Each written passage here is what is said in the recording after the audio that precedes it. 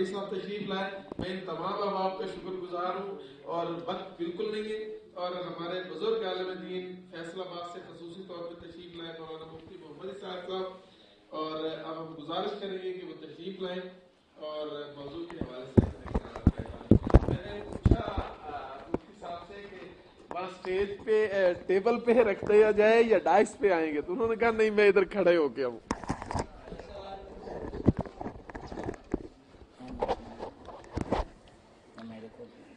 الحمدللہ رب العالمین والصلاة والسلام علی سید الاولین والآخرین وآلہ الطاہرین واصحاب المنتجبین.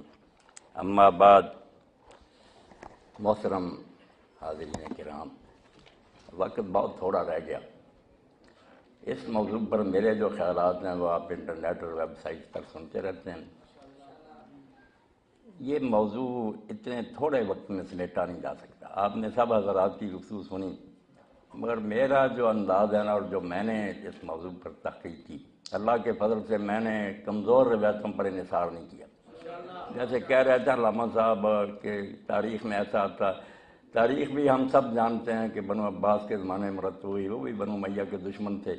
ہر حکمران پھر پہلوں کے خلاف لکھوا دیتا. نہیں, میں نے کتاب اللہ اور صحیح احادیث, کمزور حدیثوں کو بھی نہیں لیا, حدیث کا دفتر کھنگالا کہ اتنا جہاں گزار واقعہ رسول کریم علیہ السلام کے قبر شریف میں جانے کے 50 سال بعد ہی پیش آ گیا کہ جو دوش رسول پر سوار ہوتا تھا, جس کے لیے اللہ کے رسول سجدہ لمبا کر دیتے تھے, اس کو اس بے دردی سے مسلمان کہلانے والوں نے ذبح کر دیا.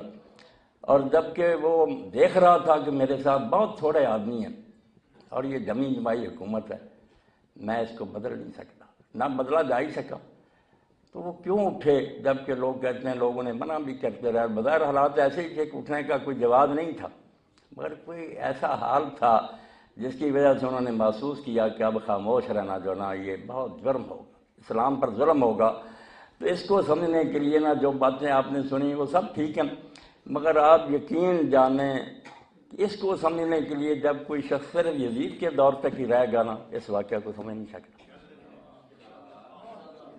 کہہ رہے یزید شرابی تھا, فاسق تھا, وہ اتنی بات نہیں تھی. وہ شرابی زانی بھی ہوتا تو یہ کوئی اتنی قیامت نہیں تھی, پہلے بھی لوگ شراب پیتے تھے. مصیبت یہ تھی کہ قرآن اور حکومت کا ساتھ چھوٹ رہا تھا. قرآن الگ ہو گیا تھا, حکومت الگ ہو گئی. میرے محترم ساتھی کہتے ہیں لوگ نماز پڑھتے, روزہ رکھتے تھے, ان چیزوں کا انکار نہیں, وہ حکمران بھی کرتے تھے, کوئی انہوں نے علانیہ انکار نہیں کیا ان چیزوں کا. مگر وہ علامہ اقبال رحمۃ اللہ علیہ بات, ملا کو جو ہے ہند میں سجدے کی اجازت, نادان یہ سمجھتا ہے اسلام ہے آزاد. جب تصور یہ رہ جائے کہ نماز ایک شخص پڑھے, شراب نہ پیے, بس دین ہے, تو پھر کیا کربلا کی سمجھ آئے گی؟ نہیں.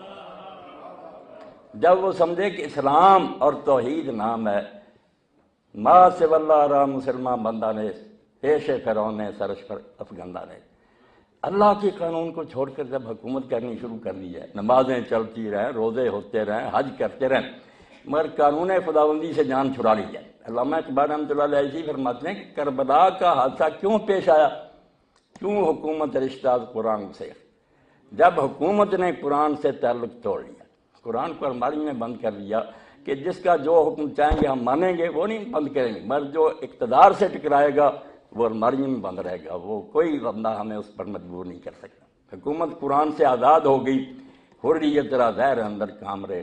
اور جو بیچارہ امام حسین رضی اللہ سے پہلے بھی اٹھا, اس کے گلے میں زہر کا ٹپکا دیا گیا, قطرہ شہید کر دیا گیا. جب حالات اس نہج پر چلے گئے, ناراض نہ ہو, باتیں کچھ تلخ بھی ہیں کہ حضرت معاویہ رضی اللہ تعالیٰ عنہ کا دور جو ہے, خود رسالت مآب علیہ السلام نے اس کو اسلامی حکومت نہیں کہا, یہ ہماری طرف سے زیادتی ہے. وہ ٹھیک ہے رسول اللہ پر ایمان لائے, آخر دور میں آپ کے ساتھی ہیں, رشتہ داری بھی ہے, سب ہے, مگر جو ہے نا ان کی وجہ سے حقائق نہیں تبدیل ہو سکتے. اللہ کے رسول علیہ السلام نے صاف فرمایا کہ میرے بعد جو ہے نا صحیح طرز کی حکومت, وہ 30 سال ہے, ثم یکون ملک نذود, پھر ظالم بادشاہ تھے, ٹائرنٹ کنگڈم کہا اس کو. اب ہم صفائی دیں کہ نہیں حضرت معاویہ کی حکومت ٹھیک تھی, یہ رسول اللہ سے ٹکر ہے. آپ کہہ رہے ہیں کہ وہ ظالم حکومت ہوگی, بادشاہ کا دور ہوگا, اور اس میں جو تبدیلی آئی اس کو سمجھیں. اور یزید کے بعد جس پٹڑی پر امت چل پڑی, رکا نہیں سلسلہ, بدتر سے بدتر آئے. مگر امام حسین رضی نے اس وقت ایک یہ اختلافی نوٹ لکھ لیا اور اپنے خون سے لکھا کہ مسلمان جو کر رہے ہیں یہ اسلام نہیں ہے، یہ امر المسلمین ہے، کرتے رہیں، میں اس کو تبدیل نہیں کر سکتا۔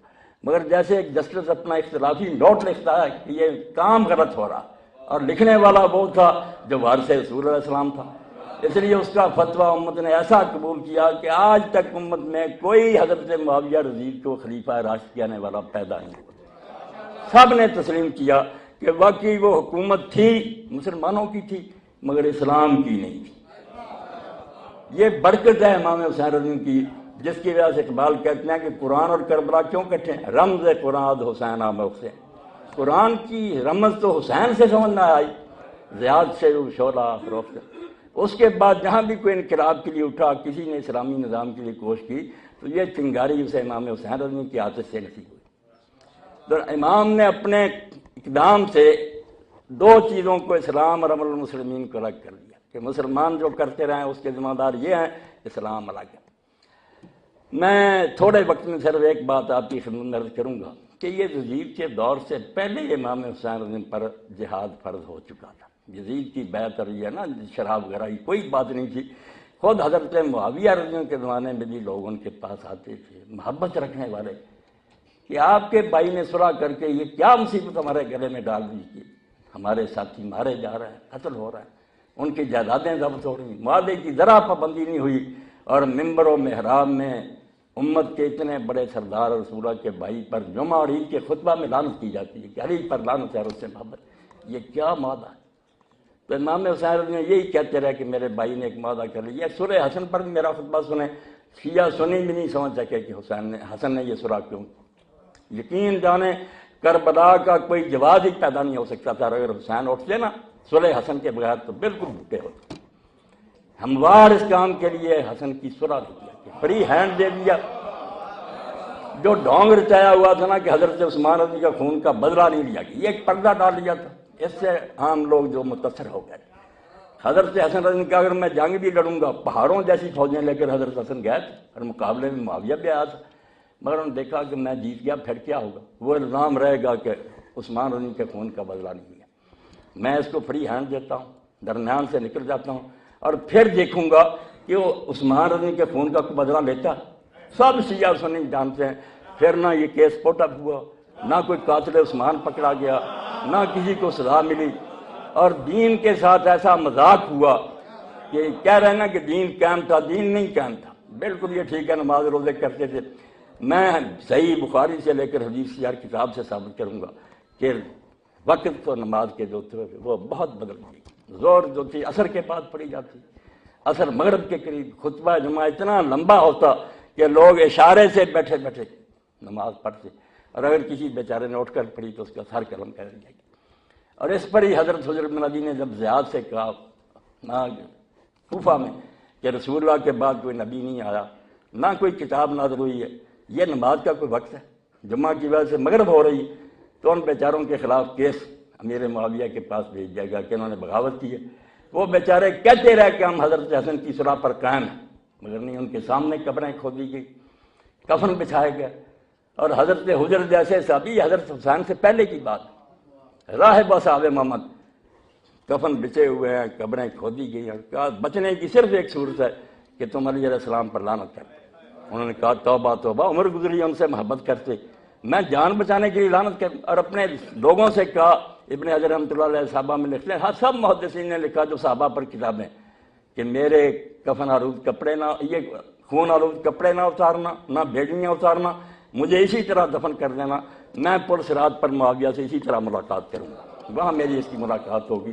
اسی لیے جب لوگوں نے پوچھا کہ متى ذل الناس، لوگ کب ذلیل ہوئے، کہا ہینا مات الحسن، پہلی ذلت تو مسلمانوں کو اس نے نصیب ہوئی جب حکومت چھوڑنے کے باوجود حضرت حسن علیہ السلام کو زہر سے شہید کیا گیا اور اس پر خوشی منائی گئی۔ یہ حضرات بیٹھے ہیں، میں حدیث کا حوالہ دوں گا، مسند احمد اور ابو داؤد شریف نکال لیں، وہاں دربار میں حضرت معاویہ کے مقدام بن عمادی کربر کو ساتھی گئے تھے، حکومت جس کے پاس، تو حضرت مقدام سے کہا انہوں نے معاویہ نے کہ تجھے پتا حسن ابن علی فوت ہو گیا، تو انہوں نے انا للہ و انا الیہ راجعون کہا، جو دین کہتا عام آدمی کی موت پر کرو، تو امیر معاویہ نے کہا تو دعا مصیبت ہے کہ حسن کا مرنا کوئی افسوسناک بات ہے، اور درباری بولا جمرات نطفہ اللہ، وہ تو ایک آگ کا انگارہ تھا جو خدا نے بجھا دیا۔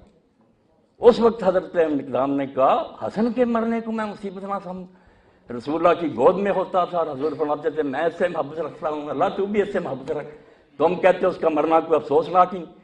تو اس پر کہا ابو اسحاق سبیعی نے کہ ایک ذلت تو مسلمانوں کو اس دن نصیب ہوئی کہ نواسہ رسول زہر سے شہید کیا گیا، اور اس کے مرنے پر یہ کہا گیا کہ اس کا مرنا کوئی افسوسناک بات ہے، وہ تو آگ کا انگارہ تھا جو بتا دیا گیا۔ کسی کو اس میں شک شبہ نہ، میں تاریخ کا حوالہ نہیں دوں گا، یہ ابن اسیر وغیرہ سب ناقل ہیں حدیث کی کتاب میں، اور کہوں گا کہ ان کو پرکھ کر دیکھ لو، اگر ضعیف ہے روایت میرے منہ پر مارو، کچھ خدا کا خوف کرو۔ حضرت معاویہ کا دور جو تھا، حضرت حسن شہید ہوئے، بعد میں بدھ یا زیاد، جس کے بارے میں علماء نے کہا کہ علانیہ جو شریعت کا حکم توڑا گیا نا، جیسے آئین کی خلاف ورزی ہوتی، باقی بہانوں سے بات ہوتی تھی، علانیہ حضور نے فرمایا تھا کہ الولد للفراش وللحائر آہر الحجر، کہ زنا سے کوئی بیٹا پیدا ہو تو وہ حلالی بچہ نہیں ہوتا۔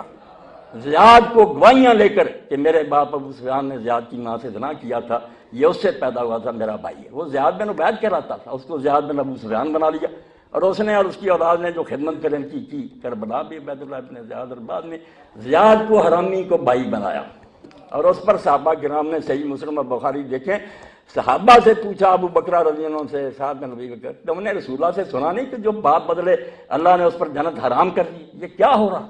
انہوں نے کہا یار کیا کریں، بے بس یہ یزید کا دور نہیں، یہ حضرت معاویہ کا دور ہے، زیاد کو بھائی بنایا گیا۔ اور تیسری بات یہ کہی گئی وہ قتل حجر بن ابی، حضرت حجر بن ابی جن کا بھی واقعہ سنایا کہ بیچاروں کو علی پر لعنت نہ کرنے کے باعث اور نماز دیر سے پڑھنے کے باعث قتل کیا گیا۔ 3 واقعات بنائے کہ مسلمان تو اس دن ہی ذلیل ہو گئے کہ کوئی بس میں نہ رہا، حکومت کا جبر اتنا بڑھ گیا کہ علانیہ دین کے خلاف ہو رہا، کر کچھ نہیں سکے، اور ان لوگوں نے ایسی حدیثیں پھیلانی شروع کر دی۔ امام ابن حجر کی فتح الباری دیکھیں، یہ حسین خون نہ دیکھا علیہ السلام تو یقین جانے یہ دین بن جاتا۔ خلیفہ بنا ولید ابن عبد الملک، علماء آ گئے، انہوں نے حدیث سنائی کہ اللہ کے رسول علیہ السلام نے فرمایا توبہ توبہ ان اللہ اذا استرا عبدا الخلافہ، کہ جب اللہ اپنے بندوں میں سے کسی کو خلافت دے دیتا نا، کتب له الحسنات، اس کی نیکیاں لکھتا ہے، ولم یکتب السیئات، گناہ نہیں اس کے لکھے جاتے، اسے اجازت ہے جو چاہے کرے، صرف نیکیاں لکھی جاتی ہیں، گناہ اس پٹری پر امت چل پڑی۔ یہ حدیثیں اس وقت امام زہری رحمۃ اللہ علیہ گئے تو ولید نے پوچھا یہ حدیث سنا رہے ہیں علماء ٹھیک ہے؟ انہوں نے کہا بالکل ٹھیک ہے، قرآن کہتا ہے سورہ صاد میں یا داؤد انا جعلناک خلیفۃ فی الارض، آپ بڑے ہیں یا داؤد علیہ السلام بڑے تھے؟ ولید سے پوچھا، اس نے کہا وہ تو نبی، اس نے کہا اللہ نے کہا داؤد ہم نے تجھے حکومت دی ہے، فاحکم بین الناس بالحق، لوگوں کے درمیان حق کے ساتھ فیصلے کرنا، ولا تتبع الہویٰ، اپنی مرضی کی باتیں نہ کرنا، فیضلک عن سبیل اللہ، اپنی خواہش نفس تجھے گمراہ کر دے گی۔ نبی کو کہہ رہا تم کون ہو کہ تمہارے گناہ نہیں لکھے گا؟ تو اس نے کہا ان لوگوں پر لعنت ہو، یہ ہمیں گمراہ کرنے کوئی۔ اس وقت ایسا دین گڑنا شروع کر دیا، مگر وہ اسی لیے باطل قرار پا گیا کہ اگر یہ بات ہے نا کہ خلیفے جو ہیں ان کو استثناء حاصل ہے تو حسین نے خون کیوں پھر دیا، واسطہ رسول نے جان کیوں دی؟ یہ جھوٹ بولتے ہیں۔ اور اسی طرح لوگوں نے یہ بھی بات کہی، امام ابن حجر لکھتے ہیں ایک بنی امیہ کے حاکم نے کہا قرآن نے تمہیں ہماری اطاعت کا حکم نہیں دیا، ہم جو چاہے کریں، اولی الامر منکم قرآن کہتا۔ انہوں نے کہا نہیں، اس سے آگے ہی تمہارا یہ اختیار جو ہے نا یہ چھین لیا گیا۔ فَإِن تَنَازَعْتُمْ فِي شَيْءٍ فَرُدُّوهُ إِلَى اللَّهِ وَالرَّسُولِ، کہ اگر حکومت کا اور لوگوں کا جھگڑا ہو جائے تو فیصلہ اللہ رسول نے کرنا ہے، وہاں تک ہی تمہاری اطاعت ہے جب تم اللہ رسول کے تابع رہو، ورنہ نہیں۔ یہ میں مثالیں دے رہا ہوں کہ حضرت معاویہ کا دور اور بعد میں آنے والا دور بھی، اس کو پڑھیں حدیثوں کی روشنی میں، بالکل ہمارے پاس ایک نیا اسلام ہوتا، اور ہی حدیثیں ہوتی، اور ہی دین ہوتا۔ یہ حسین علیہ السلام کی بات ہے، کہتے ہیں علامہ اقبال جب حکومت نے قرآن سے رشتہ توڑا اور آزادی کے گلے میں زہر کے قطرے ٹپا دیے کہ بولنے نہیں دینا، جو بولے گا سر اڑا دیا جائے گا۔ یہی ولید بن عبد الملک جب حکومت پر آیا، جمعہ اس نے بہت لمبا کر دیا۔ ایک تابعی جس کا امام ابن حجر نے علیہ صحابہ میں ذکر، اس نے بیچارے نے کہا کوئی نیا دین تو حضور کے پاس نازل نہیں ہوا، یہ نماز کا کوئی وقت ہے؟ اس کا جواب زبان سے بھی نہیں دیا، سپاہی اٹھے محل کے اندر لے گیا، اس کا سر قلم کر کے مسجد میں پھینک دیا کہ بولو جس نے بولو۔ اس لیے کربلا سمجھنا میرے بھائی کہ حسین کو سمجھنا کہ قرآن کو کس طرح اس نے ساتھ دیا. یہ کہتے ہیں دین کا کوئی نہیں بگڑا، دین بگڑ رہا تھا، نماز روزہ نہیں بگڑ رہا تھا. وہ اب بھی بدماش حکمران کہتے ہیں ہم کعبے میں اتنی مرتبہ داخل ہوئے ہیں. یہ ظاہر کی بات ہے. جو صحیح اسلامی حکومت تھی نا، قرآن کہ اللہ کا قانون نافذ کرو، شریعت کے مطابق حکومت چلاؤ، نمازوں کے اوقات تبدیل. اور اسی کے زمانہ میں حضرت معاویہ کے افسوس سے کہتا ہوں کہ اللہ کے رسول نے یوں ہی نہیں کہا کہ وہ ظالم حکومت ہوگی. زکوٰۃ کا لوگ پوچھتے جا کر حضرت ابو ہریرہ سے، سعد بن ابی وقاص سے، اسی کے دور میں فوت ہوئے، کہ حکمران کو دیکھ رہے ہو کہ زکوٰۃ کے ساتھ کیا کر رہا، اپنے ساتھیوں پر صرف کر رہا، اپنے کپڑوں اور خوشبوؤں پر لگا رہا ہے. تو حضرت ابن عمر اور ابو ہریرہ وغیرہ نے کہا اس سے وہ شراب بھی پی رہے نا اور خنزیروں کا گوشت کھا لیں، تم دیتے رہو، تم بری ہو جاؤ گے، یہ اللہ کے حضور بھگتے رہے. یہ باب ہیں حدیث میں چیپٹر کے، کیا ائمہ جور جب ظالم حاکم بھی آ جائیں گے تو بیت المال کو کا حق دے دینا، تم بری ہو جاؤ گے، وہ غلط استعمال کریں گے، بھگتے رہیں گے. حج کے بارے میں کہہ رہے تھے میرے ساتھی کہ حج چلتا نہیں. ہم دیکھتے ہیں کہ حضرت معاویہ کے دور میں ترمذی شریف دیکھیں، سب کتابیں، جس نے سب سے پہلے حج تمتع کو روکا اور اس پر مارنا شروع، قرآن کی نصی، اور بڑی مشکل سے حضور نے اس کو رائج کیا. عرب لوگ حج کے زمانہ میں عمرہ کرنے کو افضل الفجور جانتے تھے کہ یہ بہت بڑا گناہ ہے کہ یہ اللہ کے گھر سے کوئی محبت ہے کہ ایک ہی مرتبہ آدمی حج کرایا اور عمرہ کرائے. عمرہ الگ سفر سے کرنا چاہیے، حج حضور نے حکم دے کر کہا کہ ساری امت اس طرح بار بار نہیں کر سکتی. جو 48 میل کے اندر رہتے ہیں نا، حرم کے قریب ہے، وہ ٹھیک ہے، افراد ہی کریں، مگر جو دور رہتے ہیں تمتع کریں. اور صحابہ میں سے کہتے کہتے یا رسول اللہ یہ کوئی حج ہے کہ ہم درمیان میں آپ نے فرمایا نافرمان ہیں وہ لوگ. بڑی مشکل سے اس کو رائج کیا. سب سے پہلے جس نے روکا کہ یہ تمتع نہیں ہوگا اور اس پر لوگوں کو مارنا شروع کیا، کفر کا رواج بحال کیا.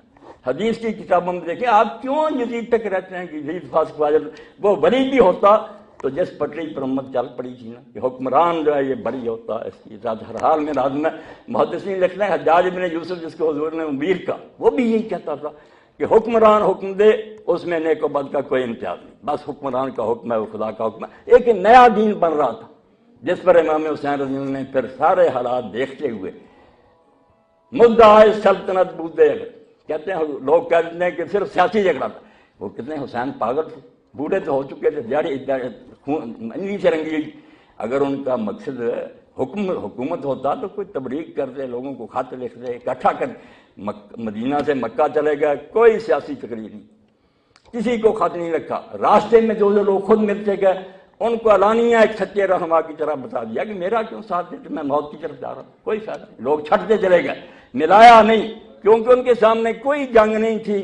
کوئی جانتے تھے کہ میرے باپ کو دھوکے سے بس کر دی، علی ختم ہو گئے، حسن نے چھوڑ دیا.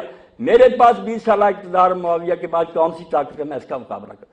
مگر ایک طاقت میرے پاس ہے کہ میں میدان میں نکلوں، اپنی بہنوں اور بچیوں کو لے کر نکلوں. جب حضرت ام سلمہ نے کہا کہ بیٹا تم جا رہے ہو، ان عورتوں اور بچیوں کا کیا کام ہے؟ آپ نے فرمایا شاء اللہ یرانی کثیرا ویرا النساء سبا. اماں وقت ایسا آ گیا کہ اللہ چاہتا ہے کہ میں قتل ہو جاؤں اور میری بہنیں قیدی ہو جائیں، اس کے بغیر مسلمان نہیں جاگیں گے. یہ سو گئے. 20 سالہ جبر نے بالکل ان کی زبانیں بند کر دی. جب میں جان دوں گا تو میں کوئی عام آدمی تو نہیں کہ بس مٹی میں مل گیا لوگ بلا دیں. اسی وقت آپ دیکھتے ہیں کوفہ جاگا، وہاں توابون اٹھے، مختار اٹھا، ابن زبیر اٹھے، ہر جگہ بغاوت ہوئی. یہ حضرت حسین علی کا خون کا صدقہ تھا، امت کو انہوں نے لگا دیا. تو یہ واقعہ جو ہے اس کے لیے یہ تھوڑا وقت نہیں درکار، زیادہ تو میرے خطبے ہی لیں. جب تک پوری تفصیل سے حدیثوں کی روشنی میں آپ نہیں نہ سمجھیں گے کہ خلافت جانے کے بعد ملوکیت نے اسلام کے ساتھ کیا مذاق کیا اور بعد میں آنے والوں نے دین کے ساتھ کیا ٹھٹا کیا. ایک اشارہ کرنے کے اسلام پھر اس طرح مظلوم ہو گیا کہ ولید بن یزید بن عبد الملک جب خلیفہ بنا اس نے علانیہ قرآن مجید کو ٹھوکریں لگائیں. ایک خیمہ بنایا، حج کا ارادہ کیا کہ کعبے کے سائز کا اوپر میں لگاؤں گا، وہاں میرے امیر اور وزیر بیٹھیں گے، ساتھ شراب کے مٹکے سے شام تھے، گانے والے ناچنے، کعبہ کی چھت پر. وہاں جا کر لوگوں نے سمجھا کر تو کرے گا، بوٹیاں تیری اڑنے بعد آ گیا. مگر زندگی الحاد میں، زندگی میں، کفر میں گزری. اللہ رسول کا مذاق اڑاتا رہا. ادھر چل پڑے تھے لوگ، حسین رضی اپنے خون سے اس کو روک نہیں سکا، جا رہا تھا تیز چل. مگر دین میں یہ بات واضح ہو گئی کہ بے شک یہ جو کرتے رہیں یہ اسلام نہیں ہے، اسلام کے خلاف ہے. اسلام وہ ہے جو اللہ کی کتاب میں ہے. ان کا عمل اس کے ذمہ دار یہ ہیں، اللہ کا دین ان کا ذمہ دار نہیں ہے. وآخر دعوانا الحمدللہ رب العالمین۔ اگر پھر موقع کبھی ملا یا آپ فیصلہ آباد آئیں تو سن لیں، جس کو حوالہ درکار ہو حدیث کی کتابوں سے مسئل ہے، اللہ کے لیے نا حسین رضی کے قصے کو ایک قصہ نہ سمجھیں کہ وہ یزید کے ساتھ ٹکر ہوئی، ایک شہزادہ اٹھا، اس کی تیاری مکمل نہیں کی، ہار گیا۔ معاملہ یہ نہیں، معاملہ یہی تھا کہ دین تو تھا نا، اس کے لوگ بالکل آزاد ہو گئے تھے، اور امام حسین رضی کے خون کے بغیر لوگوں کو سمجھ نہیں آ سکتی تھی کہ مسلمان جو کر رہے ہیں غلط ہے، سچ وہ ہے جو اللہ کی کتاب میں۔ اللہ کا لاکھوں لاکھ درود اور سلام آپ پر اور آپ کی آل اطہار پر، آپ کے نیک اصحاب پر۔ وآخر دعوانا الحمدللہ رب العالمین، صلی اللہ تعالی علی خیر خلقہ سیدنا محمد و آلہ وصحبہ اجمعین۔ تشریف رکھیں اجتماعی دعا کے لیے۔ میں سید پر حسین شاہ صاحب سے گزارش کروں گا کہ تشریف لائیں اور اختتامی دعا فرمائیں۔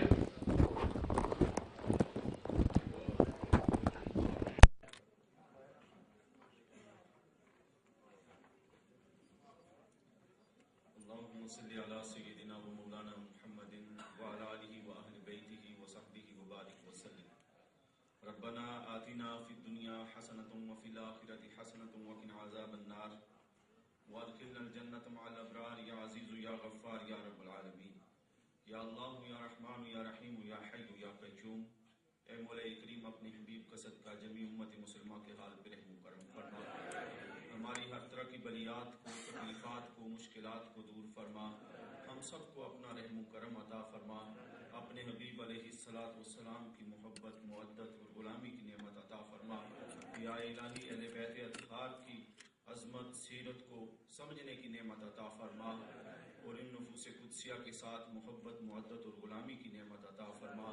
آج کے اس سیمینار میں جو گفتگو کی گئی ہے، اس کے مطابق مولا کریم کربلا اور قرآن کے تعلق کو ہمیشہ ہمیشہ کے لیے اپنے ایمان اور عقیدے میں ہمیں شامل کرنے کی نعمت عطا فرما۔ اس ذکر کے توسل سے میرے مولا کریم وطن عزیز پاکستان کی خیر فرما، امت مسلمہ کی خیر فرما، ہماری ان دعاؤں کو، التجاؤں کو اپنی بارگاہ میں قبول فرما۔ ربنا لا تزغ قلوبنا بعد إذ هديتنا وهب لنا من لدنك رحمة إنك أنت الوهاب۔ ربنا تقبل منا إنك أنت السميع العليم وتب علينا إنك أنت التواب الرحيم۔ وصلى الله تعالى على خير خلقه سيدنا ومولانا محمد وعلى آله وصحبه